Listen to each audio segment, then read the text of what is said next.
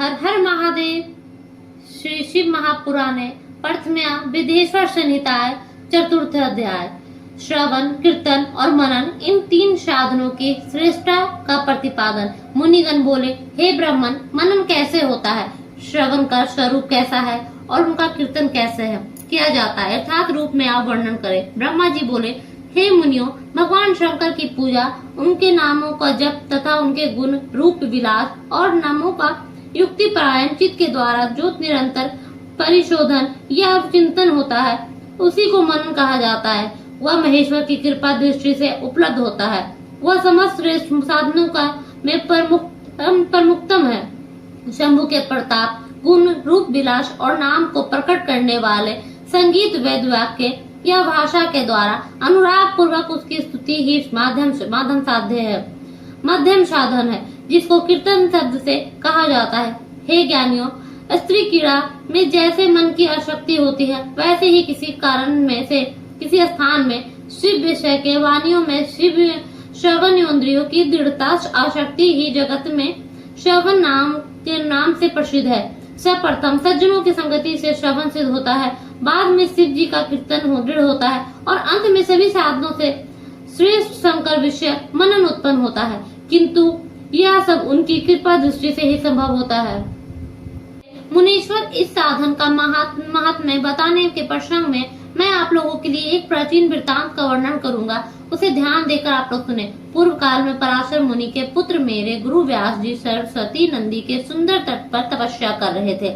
एक दिन सूर्य तुल्य तेजस्वी विमान से यात्रा करते हुए भगवान संत कुमार आकाशमत वहां आ पहुँचे। उन्होंने मेरे गुरुवर गुरुदेव को वहां देखा। वे ध्यान में मगन थे। उससे जगने पर उन्होंने ब्रह्मपुत्र के संत कुमार जी को अपने सामने उपस्थित देखा।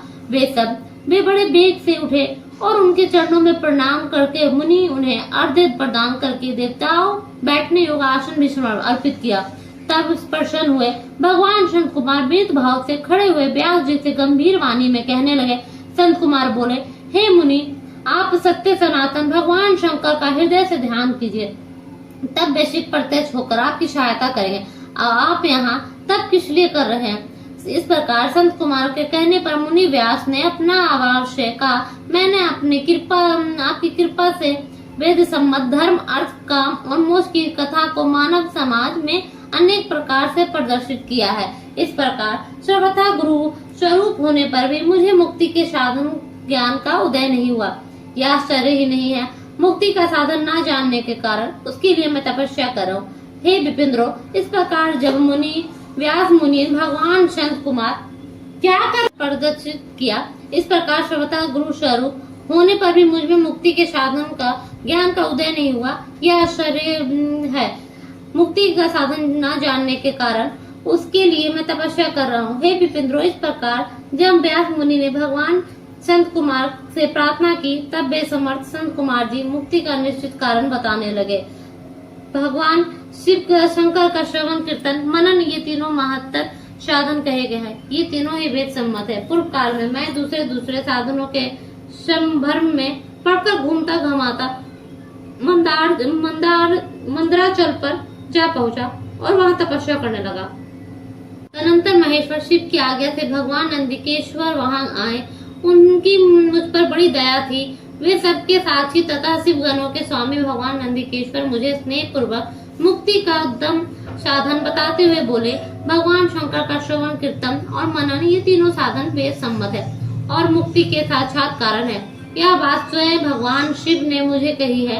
अतः हे ब्राह्मण, आप श्रवण आदि तीनों साधनों को बार बार अनुष्ठान करे। व्यास जी बार बार ऐसा कहने लगे। अनुगामियों सहित ब्रह्मपुत्र संत कुमार अपने विमान से परम सुंदर ब्रह्म धाम को चले गए। इस प्रकार पूर्व काल में इस उत्तम वृत्तांत का मैंने संक्षेप में वर्णन किया। ऋषिगण बोले, हे सूत जी, आपने श्रवण आदि तीनों साधनों का मुक्ति उपाय बताया है। जो मनुष्य श्रवण आदि तीनों साधनों में असमर्थ है, वह किस उपाय का अवलंबन करके मुक्त हो सकता है और किस साधन भूत कर्म के द्वारा बिना प्रयत्न के ही मोक्ष मिल सकता है। इस प्रकार श्री शिव महापुराण के अंतर्गत प्रथम विदेश्वर संहिता के साधे साधन खंड में चौथा अध्याय पूर्ण हुआ। जय